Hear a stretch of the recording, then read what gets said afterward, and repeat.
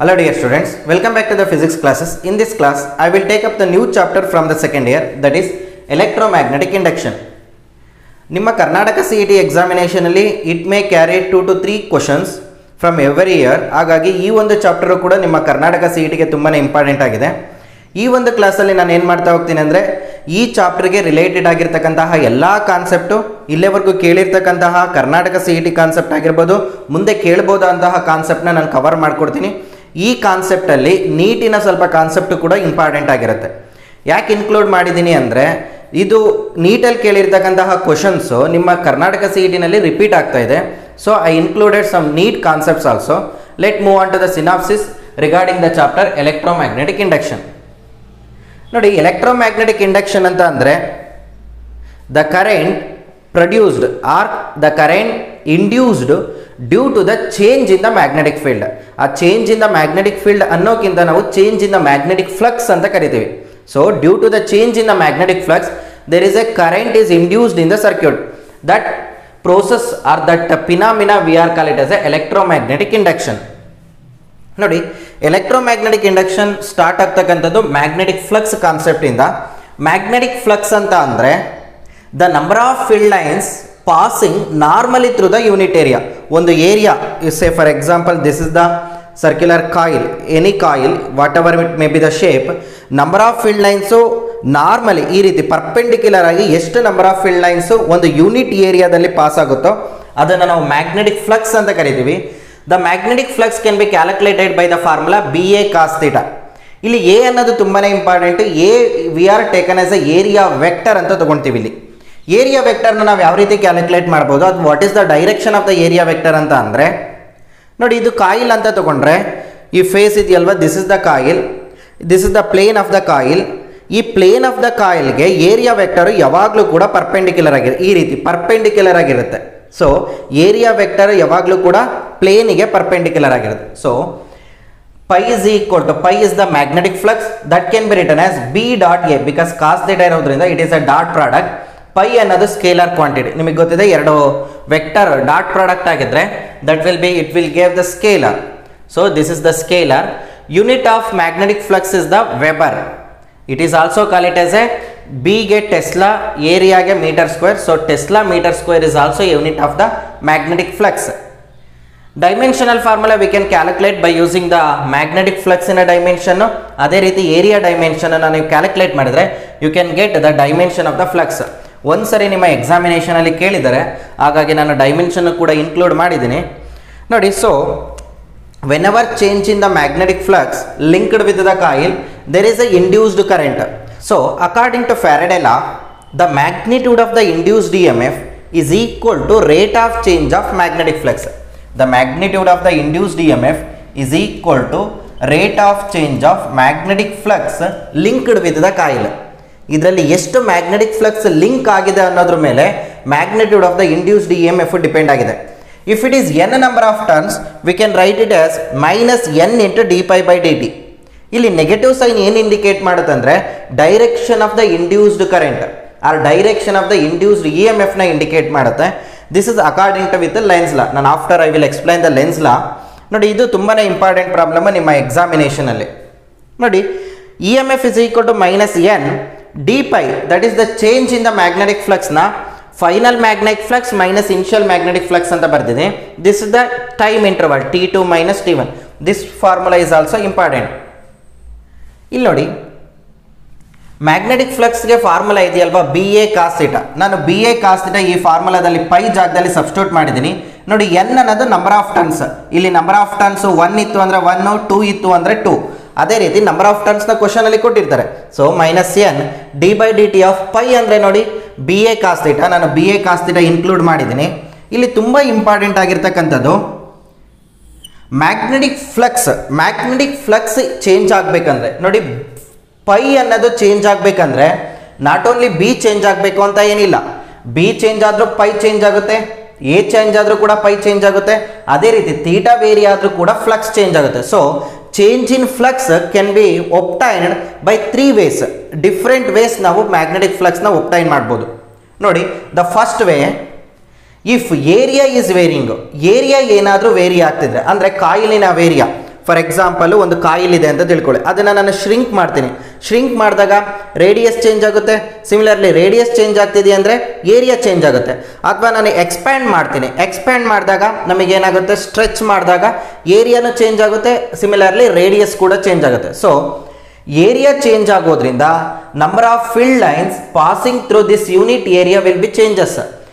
Number of field lines change ಆಗ್ತಿದೆ ಅಂದರೆ ನಮಗೇನಾಗುತ್ತೆ, flux ಕೂಡ ಚೇಂಜ್ ಆಗುತ್ತೆ. ಸೊ ಇಲ್ಲಿ ನೋಡಿ, ಈ 4 ಕ್ವಾಂಟಿಟಿ ಇದೆಯಲ್ವಾ, ಬಿ, ಎ ಮತ್ತು ತೀಟಾದಲ್ಲಿ 3 ಕ್ವಾಂಟಿಟಿನಲ್ಲಿ ಬಿ ಮತ್ತು ತೀಟನ ಕಾನ್ಸ್ಟೆಂಟ್ ಆಗಿದ್ದು ಏರಿಯಾ ಏನಾದರೂ ವೇರಿ ಆದರೆ, ಏರಿಯಾ ವೇರಿ ಆದಾಗ this is the formula -NBA cos theta is constant, keep it out side.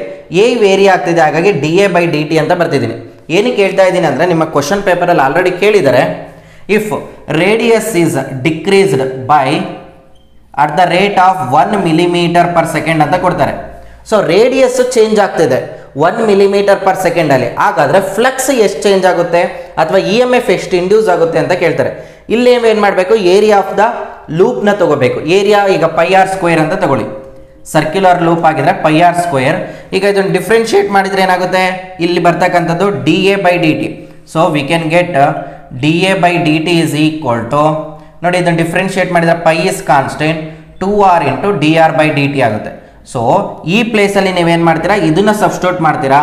Radius ಕೊಟ್ಟಿರ್ತಾರೆ, dr/dtನೂ ಕೊಟ್ಟಿರ್ತಾರೆ, ಅದನ್ನು ಸಬ್ಸ್ಟಿಟ್ಯೂಟ್ ಮಾಡಿದರೆ you can get the induced EMF. ಈ ಥರ ಪ್ರಾಬ್ಲಮ್ ನಿಮ್ಮ ನೀಟಿನಲ್ಲೂ ಕೇಳಿದರೆ, ಅದೇ ರೀತಿ CETನಲ್ಲೂ ಅಪ್ಕಮಿಂಗ್ CETನಲ್ಲಿ ಬರೋ ಚಾನ್ಸಸ್ ಇದೆ. ಸೊ ಏರಿಯಾ ವೇರಿಯಾ ಆದರೆ ನಿಮ್ಮ ರಿಮೈನಿಂಗ್ ಕಾನ್ಸ್ಟೆಂಟ್ನ ಔಟ್ಸೈಡ್ ಇಟ್ಕೊಂಡ್ಬಿಟ್ಟು ಏರಿಯಾ ಕ್ವಾಂಟಿಟಿ ಮಾತ್ರ ಇಲ್ಲಿ ಯೂಸ್ ಮಾಡಿ. ನೆಕ್ಸ್ಟ್ ನೋಡಿ, ಅದೇ ಥರ ಮ್ಯಾಗ್ನೆಟಿಕ್ ಫೀಲ್ಡ್ ಏನಾದರೂ ವೇರಿ ಆಗ್ತಿದೆ ನೋಡಿ, ಈ ಫಾರ್ಮುಲಾದಲ್ಲಿ ಮ್ಯಾಗ್ನೆಟಿಕ್ ಫೀಲ್ಡ್ ವೇರಿ ಆಗ್ತಿದೆ, ಇನ್ನು ರಿಮೈನಿಂಗ್ ಕಾನ್ಸ್ಟೆಂಟ್ ಏರಿಯಾ ಮತ್ತು ತೀಟಾ ಸೇಮ್ ಇದೆ ಅಂತ ತಿಳ್ಕೊಳ್ಳಿ. ಹಾಗಾಗಿ ನೋಡಿ ಇಲ್ಲಿದೆ ಅಲ್ವಾ, ಈ ಫಾರ್ಮುಲಾದಲ್ಲಿ ಈಗ ಮ್ಯಾಗ್ನೆಟಿಕ್ ಫೀಲ್ಡ್ ವೇರಿ ಆಗ್ತಿದೆಯಲ್ವಾ, ಎ ಮತ್ತು ಕಾಸ್ ಥೀಟಾ ಕಾನ್ಸ್ಟೆಂಟ್ ನಾನು ಔಟ್ಸೈಡ್ ಇಟ್ಕೊಂಡಿದ್ದೀನಿ, A cos theta. So dB/dt ಅಂತ ಬರ್ತಿದ್ದೀನಿ. ಮ್ಯಾಗ್ನೆಟಿಕ್ ಫೀಲ್ಡ್ ಏನಾದರೂ ವೇರಿ ಆದರೆ ಈ ಫಾರ್ಮುಲಾ ಯೂಸ್ ಮಾಡ್ಕೋಬೇಕು. ಸಮ್ಟೈಮ್ಸ್ ಕ್ವಶನಲ್ಲಿ magnetic field is changing at the rate of 1 Tesla/second ಅಂತ ಕರೀತಾರೆ, ಅಥವಾ 1 micro Tesla/second. ಆಗ ನೀವು ಇಲ್ಲಿ ಸಬ್ಸ್ಟಿಟ್ಯೂಟ್ ಮಾಡಿ EMFನ ಕ್ಯಾಲ್ಕುಲೇಟ್ ಮಾಡಬೇಕಾಗುತ್ತೆ. ಕ್ವಶನಲ್ಲಿ ಏನು ಕೊಟ್ಟಿರ್ತಾರೆ ಅನ್ನೋದು ಇಂಪಾರ್ಟೆಂಟ್. ಸಿಮಿಲರ್ಲಿ ತೀಟಾ ಏನಾದರೂ ವೇರಿ ಆಗ್ತಿದ್ರೆ, ತೀಟಾ ಹೇಗೆ ವೇರಿ ಮಾಡ್ತೀರಾ ನೋಡಿ, ಕಾಯಿಲ್ ಇದೆಯಲ್ವಾ, ಈ ಕಾಯಿಲ್ನ ಈ ರೀತಿ ಇರೋದನ್ನ ರೊಟೇಟ್ ಮಾಡ್ತಾ ಹೋಗೋದು. ರೊಟೇಟ್ ಮಾಡ್ತಾ ಹೋದಂಗೆ ಏನಾಗುತ್ತೆ, ತೀಟಾ ಚೇಂಜ್ ಆಗುತ್ತೆ. ತೀಟಾ ಚೇಂಜ್ ಆಗೋದ್ರಿಂದ ನಮಗೇನಾಗುತ್ತೆ, ಮ್ಯಾಗ್ನೆಟಿಕ್ ಫ್ಲಕ್ಸ್ ವೇರಿ ಆಗುತ್ತೆ. ಸೊ ತೀಟಾ ಚೇಂಜ್ ಆದರೆ ಈ ಫಾರ್ಮುಲಾನ ಯೂಸ್ ಮಾಡಬೇಕು. ಸೊ ಫಾರ್ ಎಕ್ಸಾಂಪಲ್, ಕಾಯಿಲ್ನ ನಾನು ಒಂದು ಆಂಗ್ಯುಲರ್ ವೆಲಾಸಿಟಿನಲ್ಲಿ ರೊಟೇಟ್ ಮಾಡ್ತಾ ಇದ್ದೀನಿ. ಈ ಕಾಯಿಲ್ ಇದೆಯಲ್ವಾ, ಈ this coil I am rotating like this, I am rotating with the angular velocity. We know that angular displacement is equal to angular velocity times t.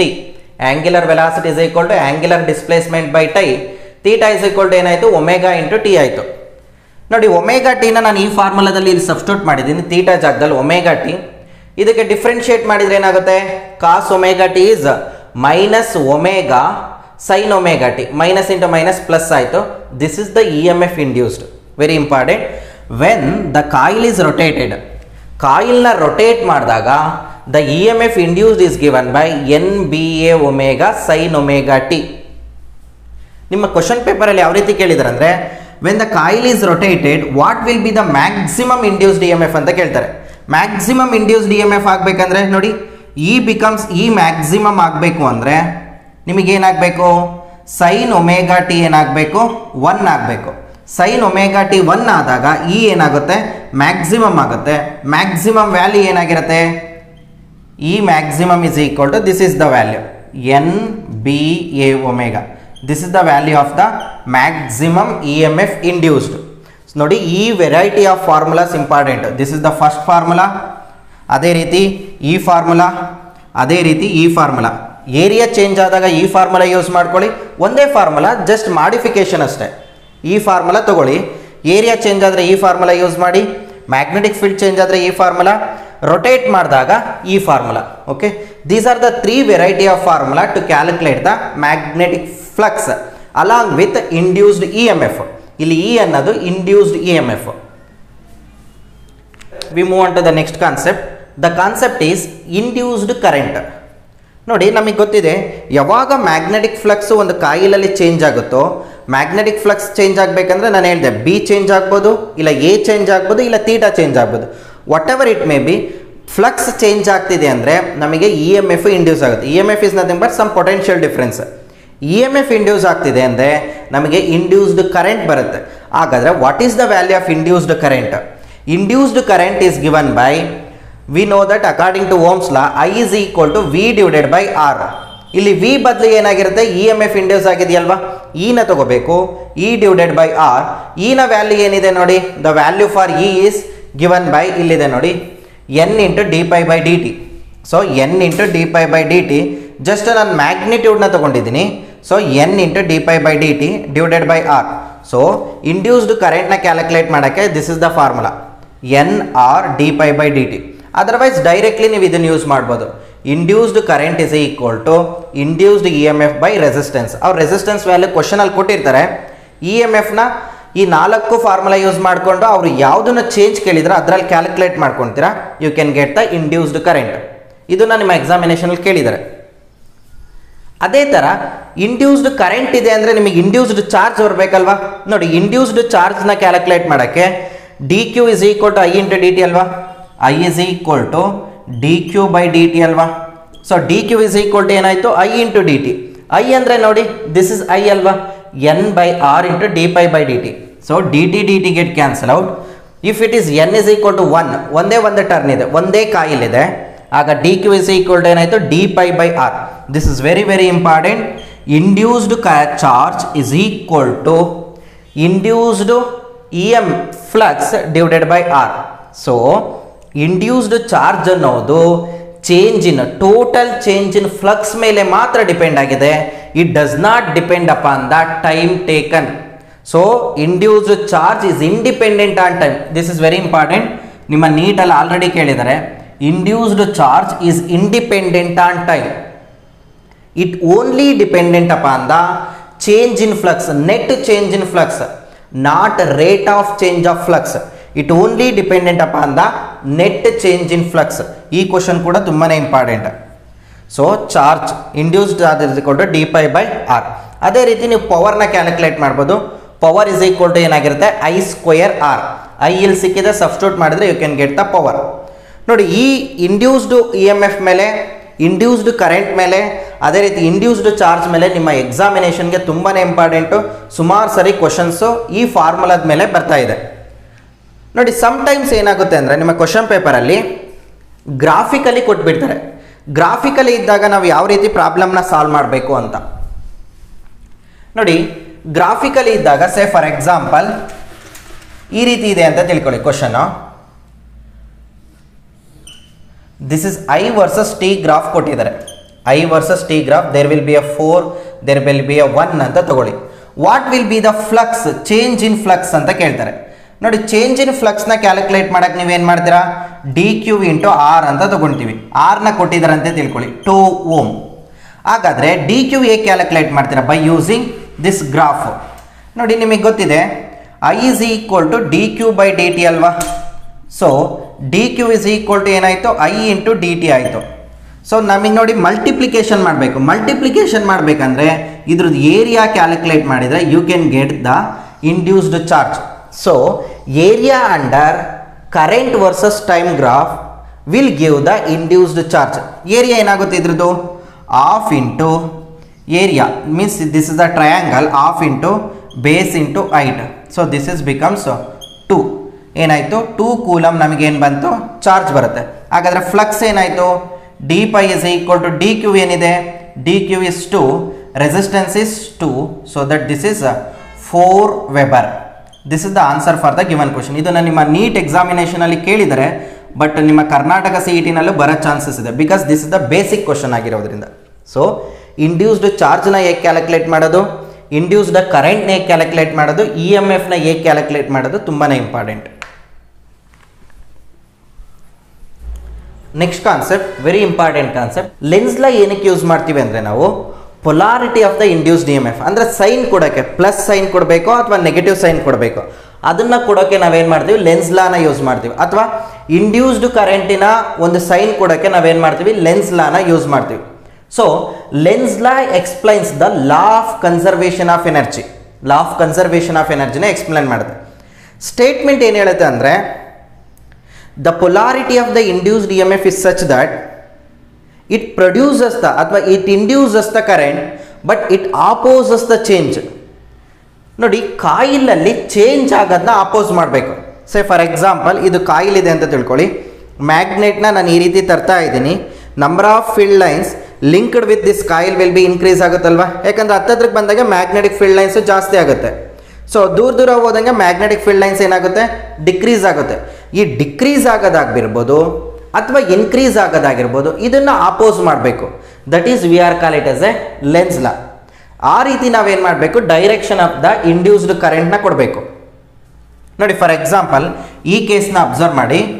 ಇದು ಒಂದು ಕಾಯಿಲ್ಲು. ಮ್ಯಾಗ್ನೆಟ್ನ ಹತ್ತತ್ರಕ್ಕೆ ತೊಗೊಂಡೋಗ್ತಾ ಇದ್ದೀನಿ.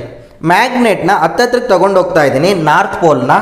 ಮ್ಯಾಗ್ನೆಟ್ನ ಹತ್ರಕ್ಕೆ ತೊಗೊಂಡೋಗಿದಾಗ magnetic field lines linked with this coil will be increase ಆಗುತ್ತಲ್ವಾ, increase ಆಗ್ತಾ ಇದೆ.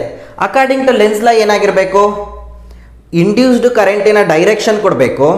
ಅದೇನು ಮಾಡಬೇಕು, ಆಪೋಸ್ ಮಾಡಬೇಕು ಇನ್ಕ್ರೀಸ್ ಆಗೋದನ್ನ. ಸೊ ನೋಡಿ, ನಾರ್ತ್ ಪೋಲ್ನ ಹತ್ತತ್ರಕ್ಕೆ ತಂದಾಗ ಮ್ಯಾಗ್ನೆಟಿಕ್ ಫೀಲ್ಡ್ ಲೈನ್ಸ್ ಇದರಲ್ಲಿ ಇನ್ಕ್ರೀಸ್ ಆಗುತ್ತಲ್ವಾ. ಇನ್ಕ್ರೀಸ್ ಆಗೋದನ್ನ ಆಪೋಸ್ ಮಾಡಬೇಕಂದ್ರೆ ಇಲ್ಲಿ ಮತ್ತೆ ನಿಮಗೆ ನಾರ್ತ್ ಪೋಲ್ ಕ್ರಿಯೇಟ್ ಆಗಬೇಕು. ನಾರ್ತ್ ಪೋಲ್ ಕ್ರಿಯೇಟ್ ಆದರೆ ಏನಾಗುತ್ತೆ, ಈ ನಾರ್ತನ್ನ ರಿಪಲ್ ಮಾಡುತ್ತೆ. ಸೊ ಇದೇನಾಗುತ್ತೆ, ಬ್ಯಾಕ್ ಹೋಗುತ್ತೆ. ಸೊ ಇನ್ಕ್ರೀಸ್ ಆಗೋದೇನಾಗುತ್ತೆ, ಆಪೋಸ್ ಆಗುತ್ತೆ. ಸೊ ನಾರ್ತ್ ಪೋಲ್ ಕ್ರಿಯೇಟ್ ಆಗ್ತಿದೆ ಅಂದರೆ ನೋಡಿ, direction of the induced current ಕೂಡ ಇದೇ ಆಗಿರುತ್ತೆ. ನೋಡಿ, this is the direction of the induced current. So when north pole of the magnet moves towards the coil, the direction of the induced current will be anti-clockwise direction. When north pole of the magnet moves towards the coil, the direction of the induced current is anti-clockwise. Very important. ಇಲ್ಲಿ ನಾವು ಯಾವ point ಇಂದ observe ಮಾಡ್ತಿದ್ದೀವಿ ಅನ್ನೋದು important. For example, ನಾನೇನಾದರೂ ಇಲ್ಲಿ observe ಮಾಡ್ತಾ ಇದ್ದೀನಿ ಅಂತ ತಿಳ್ಕೊಳ್ಳಿ. Observer is here. ನಾನು ಇಲ್ಲಿಂದ ನೋಡಿದಾಗ ನನಗೇನಾಗುತ್ತೆ, ಆಂಟಿ ಕ್ಲಾಕ್ ವೈಸ್ ಡೈರೆಕ್ಷನಲ್ಲಿ ಕರೆಂಟ್ ಕಾಣುತ್ತೆ. ಅಂದರೆ ಮ್ಯಾಗ್ನೆಟ್ ಯಾವ ಸೈಡಿಂದ ಮೂವ್ ಮಾಡ್ತಾ ಇದ್ದೀನೋ, ಮ್ಯಾಗ್ನೆಟ್ ಸೈಡಿಂದ ನೋಡಿದರೆ ನಮಗೆ ಆಂಟಿ ಕ್ಲಾಕ್ ವೈಸ್ ಡೈರೆಕ್ಷನ್. ಮ್ಯಾಗ್ನೆಟಿನ ಆಪೋಸಿಟ್ ಸೈಡಿಂದ ನೋಡಿದರೆ, ನೋಡಿ ಇಲ್ಲಿಂದ ನೋಡಿದೆ ಅಂತ ತಿಳ್ಕೊಳ್ಳಿ. ಇಲ್ಲಿಂದ ನೋಡಿದರೆ ಅವನಿಗೇನಾಗುತ್ತೆ, ಇದು ಕ್ಲಾಕ್ ವೈಸ್ ಆಗಿ ಕಾಣುತ್ತೆ. ಹೌದಲ್ವಾ? ನೋಡಿ, ಈ ರೀತಿ ಕರೆಂಟ್ ನನಗೆ ಈ ರೀತಿ ಕಾಣಿಸ್ತಾ ಇದೆ ಅಂದರೆ ಆ ಕಡೆ ಸೈಡಿಂದ ನೋಡಿದಾಗ ನನಗೆ ಆಂಟಿ ಕ್ಲಾಕ್ ವೈಸ್ ಇದ್ದಿದ್ದು ಕ್ಲಾಕ್ ವೈಸ್ ಆಗಿ ಕಾಣುತ್ತೆ. So observation point is very important. When the magnet is moves towards the coil, north pole moves towards the coil, ನಾನು ಮ್ಯಾಗ್ನೆಟ್ ಸೈಡೇ ನೋಡ್ತಾ ಇದ್ದೀನಿ ಅಂದರೆ current will be anticlockwise direction, induced current. ಇಲ್ಲೇನಾಗಿರುತ್ತೆ, opposite ಸೈಡಿಂದ the direction of the current is clockwise. Similarly, when the magnet is moves away from the coil, ಆದಾಗ magnetic field lines linked with the coil will be decrease ಆಗುತ್ತಲ್ವಾ. According to Lenz law decrease ಆಗೋದನ್ನ oppose ಮಾಡಬೇಕು. Decrease ಆಗೋದನ್ನ ಆಪೋಸ್ ಮಾಡಬೇಕಂದ್ರೆ ನಾವೇನು ಮಾಡಬೇಕು, ಇಲ್ಲಿ ಇದನ್ನ ಅಟ್ರಾಕ್ಟ್ ಮಾಡ್ಕೋಬೇಕು. ಅಟ್ರಾಕ್ಟ್ ಮಾಡ್ಕೋಬೇಕಂದ್ರೆ ಇಲ್ಲಿ ಸೌತ್ ಪೋಲ್ ಕ್ರಿಯೇಟ್ ಆಗುತ್ತೆ. ರಿಮೆಂಬರ್, ಮ್ಯಾಗ್ನೆಟ್ನ ಟುವರ್ಡ್ಸ್ ದ ಮೂವ್ ಮಾಡಿದಾಗ ನಮಗೇನಾಗುತ್ತೆ, ಕರೆಂಟಿನ ಡೈರೆಕ್ಷನ್ನು ಆಂಟಿ ಕ್ಲಾಕ್ ವೈಸ್ ಆಗುತ್ತೆ. ಆಪೋಸಿಟ್ ಅಂದರೆ ಅವೇ ಫ್ರಮ್ ಮೂವ್ ಮಾಡಿದಾಗ ನಮಗೆ ಕರೆಂಟಿನ ಡೈರೆಕ್ಷನ್ ಏನಾಗುತ್ತೆ, ಕ್ಲಾಕ್ ವೈಸ್ ಆಗಿರುತ್ತೆ. ನೋಡಿ, this is the clockwise current. This is clockwise current. ಯಾವ ಸೈಡಿಂದ ನೋಡಿದಾಗ, ಟುವರ್ಡ್ಸ್ ಮ್ಯಾಗ್ನೆಟ್ ಸೈಡಿಂದ ನೋಡಿದಾಗ. ಮ್ಯಾಗ್ನೆಟಿನ ಅವೇ ಸೈಡಿಂದ ನೋಡಿದಾಗ ನಮಗೇನಾಗುತ್ತೆ, ಇದು ಆಂಟಿ ಕ್ಲಾಕ್ ವೈಸ್ ಡೈರೆಕ್ಷನ್ ಆಗುತ್ತೆ. ತುಂಬಾ ಇಂಪಾರ್ಟೆಂಟು, ಎಕ್ಸಾಮಿನೇಷನಲ್ಲಿ ಕೇಳ್ತಾರೆ ನಿಮಗೆ. When person is observed in the side of the magnet, what will be the direction of the current, induced current, when magnet is moves towards the coil? Induced current in a direction anti-clockwise, moves away adaga clockwise, akade observation idaga reverse. This is very important regarding the lens law. Nimma examination alli NEET alli agirbodu, CET nalli agirbodu, so many questions agide. ನೋಡಿ, ಟ್ರಿಕ್ನ ನೆನ್ಪಿಟ್ಕೊಳ್ಳಿ. ಅಂದರೆ ನಿಮಗೆ concept ತುಂಬ ಕ್ಲಿಯರಾಗಿ ಅರ್ಥ ಆಗಿಲ್ಲ ಅಂದರೆ, trick ಏನಂದರೆ, ಮ್ಯಾಗ್ನೆಟ್ನ ಟುವರ್ಡ್ಸ್ ಮೂವ್ ಮಾಡಿದಾಗ ನಮಗೆ direction of the induced current anticlockwise, magnet ಸೈಡಿಂದ ನೋಡಿದರೆ. ಆಪೋಸಿಟ್ ಸೈಡಿಂದ ನೋಡಿದರೆ clockwise. When magnet is moves away from the coil, direction of the current is clockwise. Opposite ಸೈಡಿಂದ ನೋಡಿದಾಗ aunty clock wise. ಇಷ್ಟನ್ನ ನೆನ್ಪಿಟ್ಕೊಳ್ಳಿ. Questions ಈ ರೀತಿ ಕೇಳ್ತಾರೆ ನಿಮ್ಮ ಎಕ್ಸಾಮಿನೇಷನಲ್ಲಿ.